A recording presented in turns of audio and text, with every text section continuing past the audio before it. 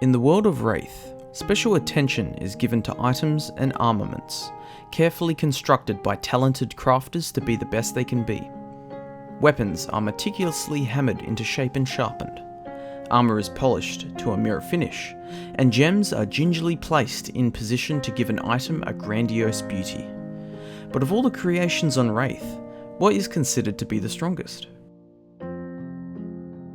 There are many weapons, pieces of equipment, and artifacts that heroes on Rathe can use to increase their effectiveness in combat. The greatest of these are those that have an unusual aura to them, often due to mysterious legends and myths about their origins, or being imbued with a magical enchantment.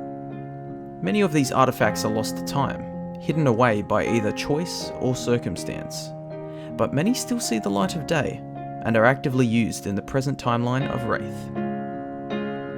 The most notable of these artifacts that are well known to players of Flesh and Blood are weapons such as Edge of Autumn, the Dawnblade, and the Nebula Blade.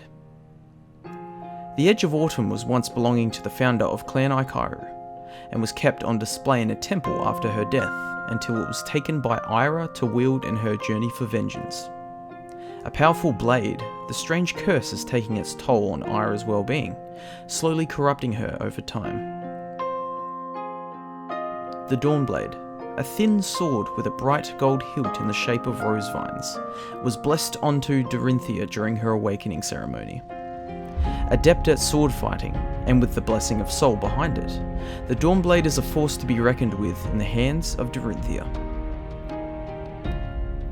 The Nebula Blade was once a relic of Solana, then known as the Blade of Iridani, and was bestowed upon a noble Templar by the then Grand Magister, the Radiant. The large two-handed sword was crafted out of pure silver steel, the pommel embellished with a crystal that held a fragment of Sol's light. Over the generations, it was passed down from family member to family member, before falling into the hands of Lord Sutcliffe, who corrupted the blade and gifted it to his greatest creation yet, Viserai. Its blade reforged by the flow of Aether from the Arknight, its edge often sees the flow of crimson from the many enemies slain at Viserai's hand. Whilst weapons are powerful within the right hands, the most powerful of artifacts lie in the form of trinkets, gems, and baubles.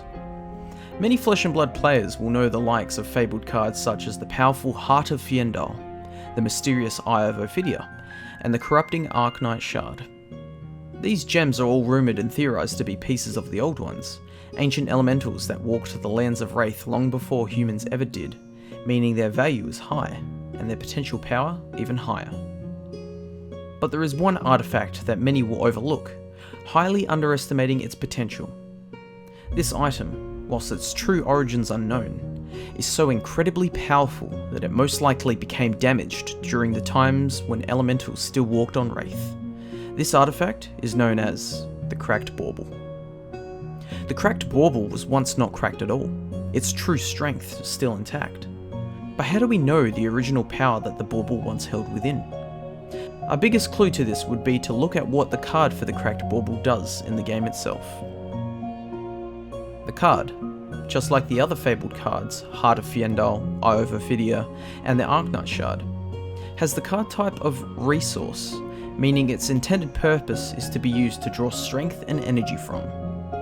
Its pitch value in the game is 2, which is only 1 less than those of the fabled gems. This means that in its current cracked state, it is not that far behind when compared to the undamaged gems many people point to as the peak of powerful items within Rathe. If the Cracked Bauble were to have a representation of its original undamaged form in the game, its power level would easily be on par, if not greater than, the fabled gems we have come to know. Perhaps the Bauble of Creation, my theory for the Cracked Bauble's original form, could be our first 4-pitch card in the game if it were ever to be printed.